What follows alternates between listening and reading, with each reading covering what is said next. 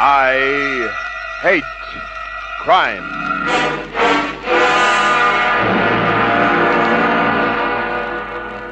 I arrived at my office at about 9:30. Someone had got there before me but didn't stick around. The envelope was on the floor.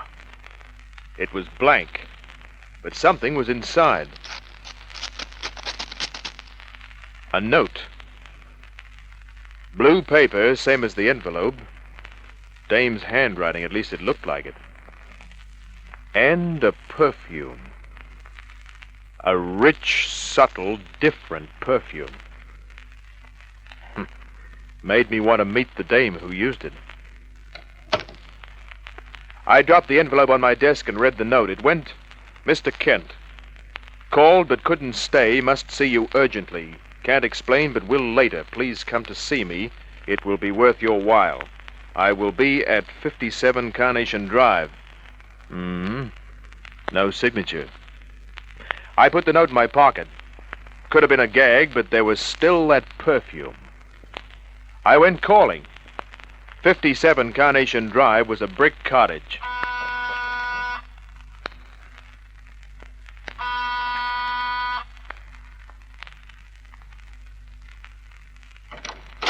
Yes? The guy who opened the door was short, thick-set. I told him I was supposed to meet somebody. Here? Yeah. There must be some mistake. Well, this is 57 Carnation Drive, isn't it? Why, yes, but I don't... My name's Larry Kent. Does that mean anything to you? No. Well, does this mean anything to you? Looks like a note. Yeah, that's what it is. Read it.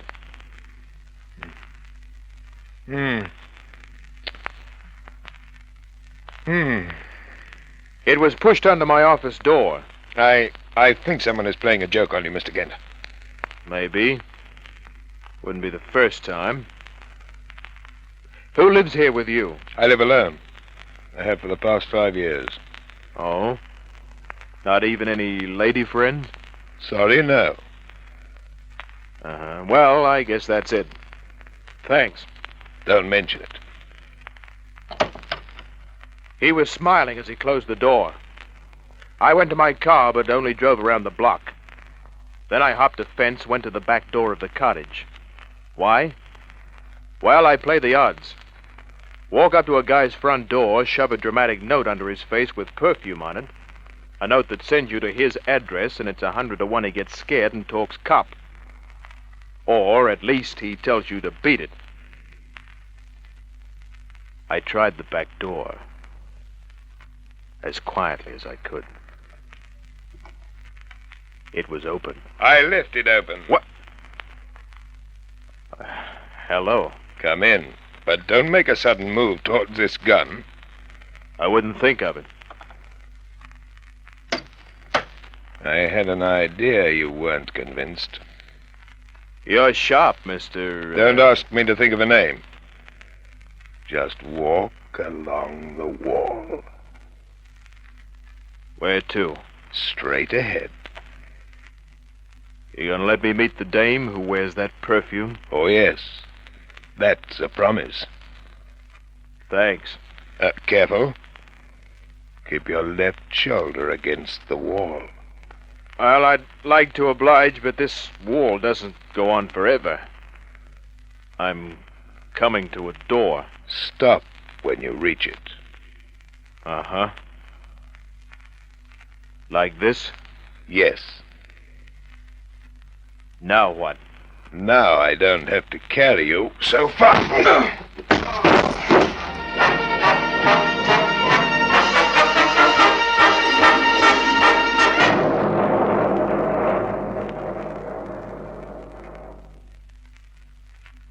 I opened my eyes. There was a haze in front of them. A thick haze. I couldn't breathe. Tried to get up. Couldn't move. Then I tried to reach the back of my aching head. Nothing happened. I found out why. Hands and feet tired. I got the reason for my coughing in the haze. A fire. I got ready to let out a yell. Then I heard the pounding, got a mouthful of smoke at the same time. Eyes were running in. Then the smoke and flame were around me, and nothing.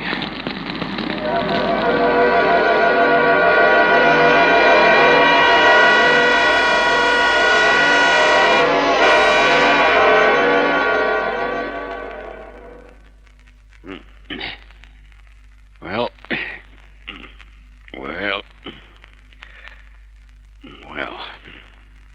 The guy repeating himself was looking down at me. He smoked a stubby little pipe, had eyes like black marbles, a wrinkled shoe-leather face, and the expression of a dwarf who'd just eaten a bad lemon. Thought you were never coming out of it. Hi, Megan.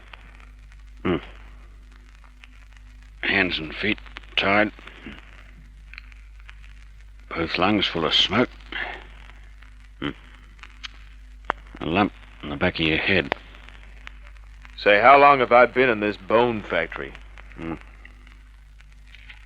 12 hours. Well, I've been here 10. Oh, thanks for the company. What happened? That's just what I was going to ask. Fireman got you. And too soon, either. Roof caved in 5 minutes later. But, what happened before that? Because he was a police inspector and because I wanted to know if I remembered myself, I told him, starting with a perfumed note and ending with a rap on the skull. Never saw the bloke before, No, but I'd like to see him again. Would you, recognize him? If you saw a photo? Yeah.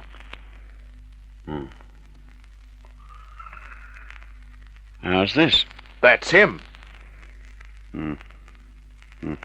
Thought so. Who is he? Name's, Joe Benson. Confidence man. Where is he? Morgue. Come again? He's in the next room. He was there when the roof went in. He was all tied up, too. I don't get it. I don't neither. And we got nothing to go on. With the note? Go on. Oh, went through my pockets, huh? Looking for evidence. Left me some money, I hope. Other cove did, so why shouldn't I? See you at headquarters. When they let you out, Kent. That was the next day. And Megan still had nothing to go on. But I did. A perfume. A subtle, different, expensive perfume. One I'd never sniffed before, one I'd remember the minute I sniffed it again. So, I went from one perfumery to another. That one? Well, how about this one? No. Well, that's about the last of our exclusive perfumes. She must be hard to please. If I find her, I'll ask her. If you find her? Yeah. You see, I'm trying to track a dame through a perfume. It must be a potent mixture. If you find her, let me know what perfume it is, will you? Come back and tell me. Well, can't I just come back? I don't know. My choice of perfume doesn't seem to make much impression. Honey, I wouldn't care if you used radish juice. What do you call yourself? Lorraine. And you? Larry Kent. No. Not the American detective? Yeah. Oh. Are you on a case? Uh-huh. Tracking down a woman, huh? Yeah. And when you find her? Then I'll change my interest in perfume. For instance, what's that just behind your ear? Paris, Nocturne. Oh, I'll remember that. so will I. Nice girl. A redhead. Hazel eyes. Lorraine's shop is over at... Well, never mind. It might be a cold winter. That was the first place I visited. There were other joints where I wasn't treated so well. What of this one, young man? Rose lavender. Very nice. From Paris. Then perhaps this one. Garden of, love. No. Oh, here we are. Ecstatic Reverie. Used by all the French film stars, the more successful ones. Only £10 an ounce. Don't take too long a sniff. It evaporates. No, that's not what I had in mind. Well, it's the last perfume I have in stock. Surely one of them appeals to you. Sorry, no, I'll have to look somewhere else. Young man, Yeah? I have come to the conclusion that it is not a perfume you're looking for at all. Oh, then what is it? A written guarantee.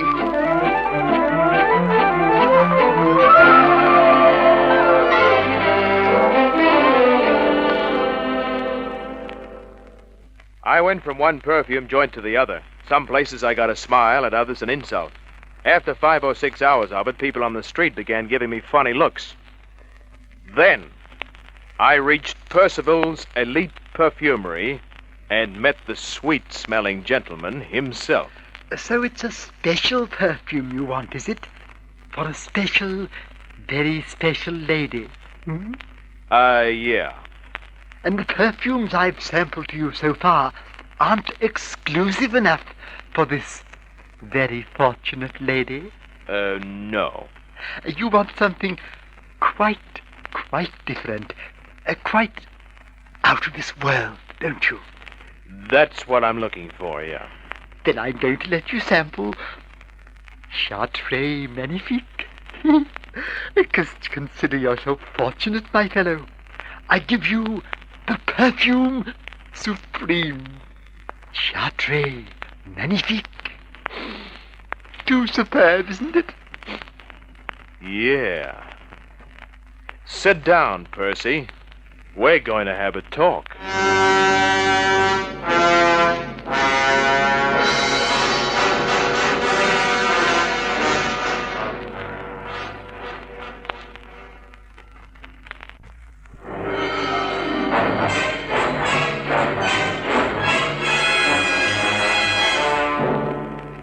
The perfume Percy put under my nose was the same one that had scented my letter from a lady. The one that had got me a rap on the head and all over hot foot and a stomach full of smoke.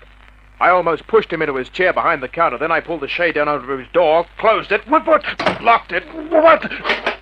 But what is the meaning of this? Relax. Hold up. Just some questions about that perfume. Who are you? A detective. Oh, customs duty. Well, you see, I can explain. Quite easily. A private detective. Oh. No connection with the police or the government? Not right now. Then what?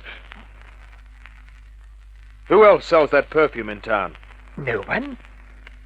How many customers buy it? Only a select few. A very select few.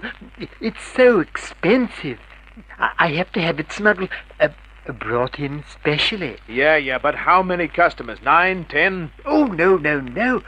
Only 4. Do you keep their names? But of course, they're very special customers. Then I want their names, their addresses, and anything you can tell me about them. Oh, that can be arranged. Oh, but I do hope your motives are not, They're not. Let's have the dope, sweetheart. Oh, yes, of course. 10 minutes later, I was on the street with a list of 4 names in my pocket. One was a sly grog merchant who'd bought some for his new girlfriend, Molly. I took a sniff of Molly. That was it. But it turned out she couldn't have written the letter. She had trouble with her own name. Second was a middle-aged businessman. I had to use discretion. His wife was home. And she didn't smell expensive. I got the guy on a corner. The perfume had been sent to a very special barmaid in Tasmania. It seemed he made 3 or 4 business trips to Launceston every year. Number 3 was a woman, a Miss Nora Kingsley. Her address was an old-fashioned mansion near Centennial Park. Yes? My name's Larry Kent. I'm a private detective. Oh? I'd like to speak to Nora Kingsley. I'm sorry, she's not here. Oh, I'm sorry. Where can I find her? Why do you want to know, Mr. Kent? It's all tied up with a murder. A murder? What would Nora know about that? Maybe nothing. But I still want to check. Who are you? John Foster? Friend of hers? Yes, I'm also the family doctor. Who's sick? Her brother Allison, he's dying. Oh. Anybody else in the family I can talk to? No. Any servants? Just the nurse who's taking care of Allison. She's with him now. Well, there's still you. Do you mind if I come in and ask some questions? No, not if you show me your credentials. Sure, here. Blessings of the New South Wales Police Force, my private eye license. Signed and paid for. Oh, very well, Mr. Kent. Do come in. Thanks. Here in the living room. Take a chair, will you? Thanks.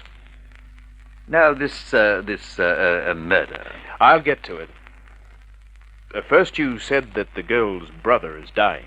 Yes, that's right. He may pass away at any moment. His condition is hopeless. What's wrong with him? Well, in lay terms, he's suffering from a wasting disease. Nora and I have called in the best specialists in the country. All of us agree that Allison hasn't a chance. I see. When do you expect Nora back? Oh, in a few days, perhaps. She just went out to Melbourne on business. Can I look through her room? Why do you want to do that? There was a clue. A cosmetic. A cosmetic? Yeah.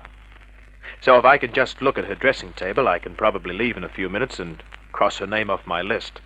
Of course, you don't have to let me into her room. Oh, it doesn't matter, I suppose. Look, I'll take you there. It was on the next floor. The door wasn't even locked. I'll stand just here. I went in. There were a lot of bottles and things on a dressing table, the usual sort of stuff. One bottle interested me. It was round, the size of a baseball. Thick glass with a special thin metal container set inside. I twisted off the screw top. Sniffed. It was the perfume. I put the top back on, went out to the doctor. Everything all right? I found this. Oh, what is it? Perfume. Special perfume. Special? I'll tell you why. A couple of days ago, a note was pushed under my office door. It was written in a girl's handwriting, and the paper was the sort of stuff that a woman would use. The message said I was wanted urgently at Carnation Drive, but a guy answered the door. I got a rap on the head, then somebody burnt the joint. You might have read about it. The guy who slugged me was found barbecued. Oh, what has that got to do with Nora? The note was perfumed, an exclusive perfume that can be bought at only one place, and this is it. But more than one person could have that perfume? 4. I checked 2. From now on, it's up to an organized outfit, the boys with the big feet. Maybe they'll find some blue notepaper in this house. Maybe they'll find Nora. You mind if I use the phone? But Mr. Kent... I walked towards the phone slowly, giving him a chance to make a move. He did, to his pocket. I said the perfume jar was like a baseball. Now I used it that way. Oh! It bounced off his chest. Sent him back, me after him, then... Oh! I picked him up, carted into the chair near the telephone, loosened his collar, and waited for him to come around. Freeze. To the side of me. A dame with jet black hair, a white uniform. A cool dame. Cool with a hypodermic needle or the gun she had in her hand. Hold yourself flat against the wall. Sure. Come out of it, John. Come out of it. It was easy to see who wrote the prescriptions in that partnership. The doctor holding his head came too. He opened his eyes, saw the dame, the gun, then me, and looked back at the dame. He knows too much. Yes. How did he find out? I only heard the struggle. He traced the perfume she used. There it is on the floor. Who is he? Kent's the name. Larry Kent. A private detective. A smart one. One you can reach with a deal. Never mind that. Pick up the perfume and place it gently on the table. Go on. I had an idea it would be my last act on Earth. The bottle lay near the stair railing. As I bent to pick it up, the back of my head would make a lovely target. But there was a carpet runner that went down part of the hallway, and it hadn't been tacked to the floor. I'd seen it done in the movies, and I'd often wondered if it really worked. I bent quickly, pulled. The shot was a reflex action. Bullet hit the ceiling, sent plaster down. She hit the floor like an ice skater. I took a dive, grabbed a gun arm, twisted. Got the gun. The doc had his. I snapped, fired. He grabbed his stomach, went down. I crawled over, pulled the gun from his fingers, stuck it in my pocket. The nurse came at me, fingers scratching for my eyes. I'll kill you. I got other ideas. I left them there. She unconscious, the doctor with a stomach ache. I went down the hall, opening doors. That day, 3 was my lucky number. I found Allison Kingsley. He was in a sort of tub arrangement. I could only see part of his face. The rest of him was covered with ice cubes. Thousands of them. I went back to the hall, just in time to see the nurse crawling for the stairs. Stop right where you are. Who put that guy on ice? Who killed him? We didn't kill him. He died naturally. Yeah, sure, he died naturally. We tried to keep him alive. Like you try to do for me. Alison Kingsley died of natural causes, Mr. Kent. Then why all the fiddling around? Ambulance. Call the ambulance, please. Does it hurt bad, Doc? Please. Sure, after you people start talking. Elaine, tell him. Let him find out himself. Oh, please. The pain, my darling. Please. She took a long look at him, dragged up something maternal from amongst the scrap iron, and talked. Went like this. She and the doc had been treating Allison Kingsley for a long time. Grateful, he told them he'd leave them part of his estate. His sister Nora getting most of it. So they decided she'd have an accident. That way, Allison would inherit his sister's holdings, then leave everything to the medical lovebirds. But Allison had cashed in sooner than expected. So they sent Nora to a friend's place, Benson, the con man. Told her Allison would be in great pain. It'd be better if she were out of the house. But while they planned her accident, she got suspicious enough to want a private investigation, contacted me. I got a rap on the head. And then we decided that Benson knew too much, so... You clipped him and lighted a match. Yes. Why didn't you leave Nora there, too? We didn't want any questions about her death. As it was, you and Benson couldn't be connected with us. Except for that perfume. Where's Nora? Downstairs. Alive? Yes. Her accident was planned for later today. Then after that, you'd announce Allison's death, huh? In the morning. Oh, the phone. Please, please call. I called. The cops came. Nora was downstairs, drugged, unconscious. When the cops let me go, I bought some perfume from Percy. Then I went out to Lorraine's shop. Make a dame smell nice, you know, and half the battle's over. Or it's just starting. It depends on how you look at it. Good night.